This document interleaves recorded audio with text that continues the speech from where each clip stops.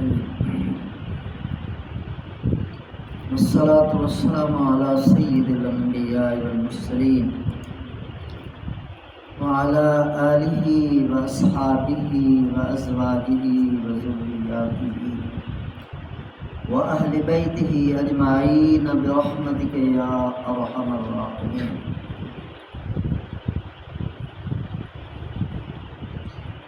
حاضرین محترم، واجب الاحترام،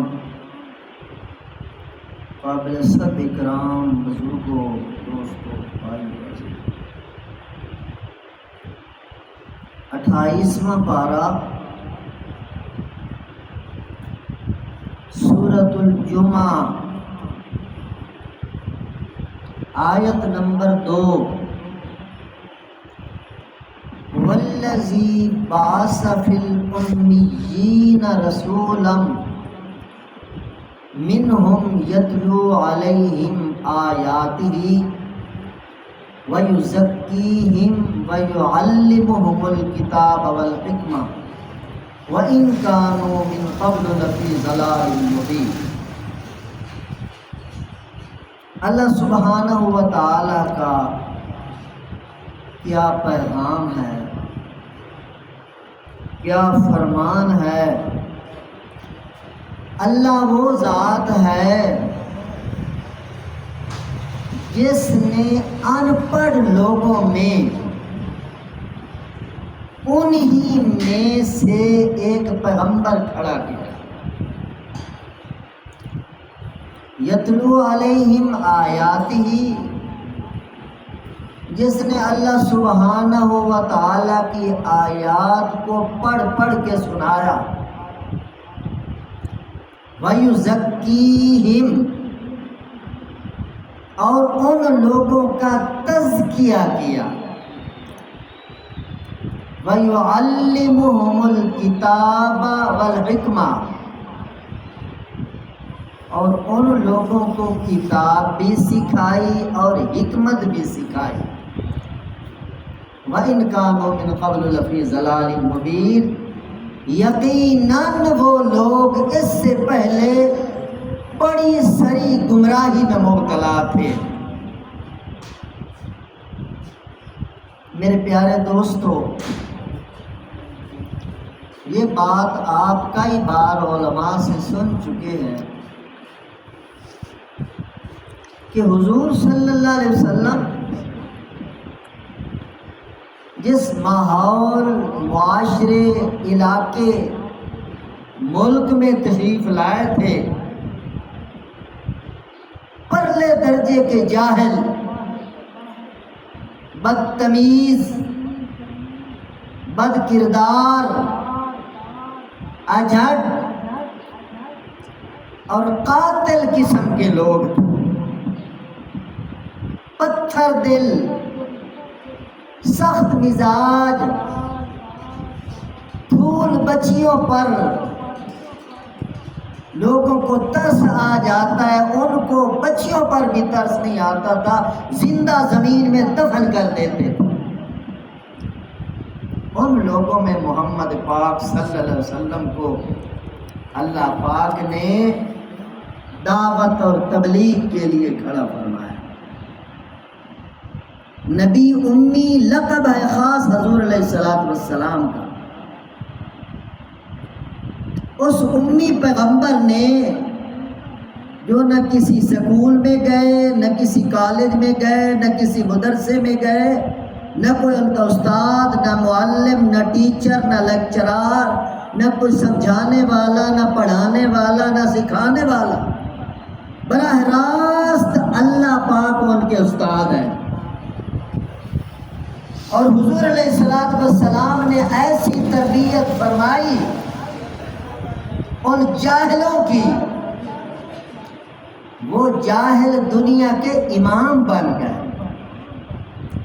دنیا کے استاد بن گئے، دنیا کے رہنما بن گئے، دنیا کے پیشوا بن گئے.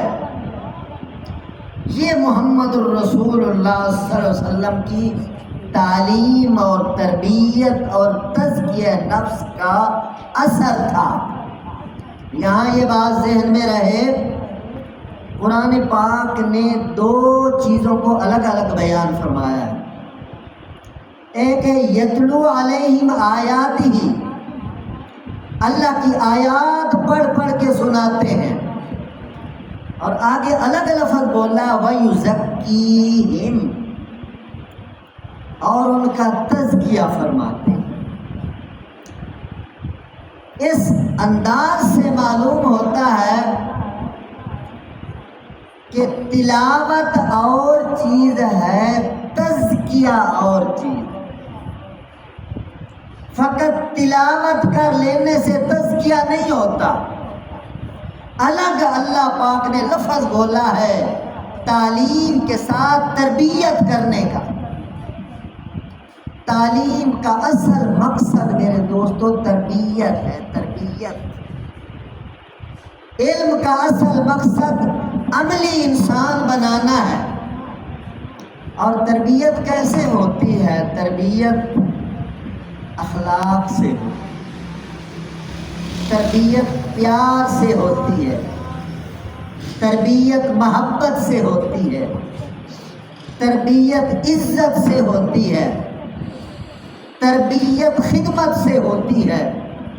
خود اللہ سبحانہ و تعالی نے قرآن پاک میں حضور علیہ السلام کے بارے میں ارشاد فرمایا وَلَوْ كُنْتَ فَظًّا غَلِيظَ الْقَلْبِ لَانفَضُّوا مِنْ حَوْلِكَ، اے میرے پیغمبر اگر آپ سخت مزاج، اگر آپ تلخ مزاج ہوتے، سخت مزاج ہوتے، بد مزاج ہوتے، اخلاق نہ ہوتا آپ کے پاس، تو آج جو آپ کے پاس مجمع بنا ہوا ہے، جرمٹ بنا ہوا ہے، لوگ بیٹھے ہیں، یہ لوگ آپ کے پاس نہ بیٹھے ہوتے۔ آپ کے اخلاق کی طاقت کی وجہ سے یہ آپ کے ارد گرد ہجوم ہے، جرمٹ ہے، لوگ بیٹھے ہیں۔ میرے محترم دوستو، غصے کے ساتھ تو 2 سال کا بچہ بھی بات نہیں مانتا، اور پیار کے ساتھ بڑے بڑے وحشی لوگ بھی سر جھکا دیا کرتے ہیں۔ کوئی بچہ اسکول میں فیل ہوا تو اس کی ماں کو ٹیچروں نے بلایا کہ آپ کا بچہ فیل ہو گیا ہے اور بڑا شرارتی ہے، اس کو لے جاؤ، ہمارے دوسرے بچوں کا ماحول بھی خراب کرتا ہے۔ تو ماں جب آئی تو ماں نے سب کے سامنے کہا یہ بچہ بھی خراب ہے، اس کا باپ بھی خراب تھا، اس کا دادا بھی خراب تھا، میں بھی بد نصیب ہوں کہ اس گھر میں آئی ہوں، یہ لفظ بولے اس نے۔ تو بچے کے دل پہ اور آگ برستی چلی جا رہی، اور پھر بچے کو لے کر ڈانٹتی ہوئی باہر لے آئی۔ آگے ایک بھکاری بیٹھا تھا، بچے کو کہتی ہے کہ تو نے اس بھکاری کی طرح بننا ہے۔ تو بچے کی جو شخصیت تھی، دیکھو بچہ ایک پورا انسان ہے، بچے کو بچہ سمجھ کے نظر انداز نہ کیا کرو۔ جو بات آپ کرتے ہیں بچے کے دل پر وہ اترتی ہے، وہ یا منفی سوچ لے کے جاتا ہے یا مثبت سوچ لے کے جاتا ہے، یا تعمیر ہو رہی ہوتی ہے یا تخریب ہو رہی ہوتی ہے، تو بچہ بگڑا اور بیکار ہو۔ اسی طرح ایک دوسرے بچے کی ماں کو بلایا گیا، اس کی یہی شکایت تھی، شرارتی ہے، سکول کا ماحول خراب کرتا ہے، مگر ماں بڑی تربیت یافتہ تھی، ماں کی وجہ سے بچوں کی بڑی تربیت ہوتی ہے۔ تو ماں نے کہا کہ میرا قصور ہے، میں بچے کی صحیح تربیت نہ کر سکی، تعلیم نہ دے سکی، میں مزید کوشش کروں گی، بچہ مجھے معاف کرنا، میں آپ کو ٹائم نہ دے سکی، تربیت نہ کر سکی۔ تو جب ماں اپنے معصوم بچے کو کہہ رہی بچہ مجھے معاف کرنا، میں مزید محنت کروں گی اور آپ بھی میرے ساتھ چلنا، تو بچے کا اتنا بڑا دل ہو جاتا، ماں مجھے یوں کہہ رہی، کیونکہ وہ پورا انسان ہے۔ تو باہر جب وہی ماں آتی ہے تو ایک اور بھکاری بیٹھا ہوتا ہے.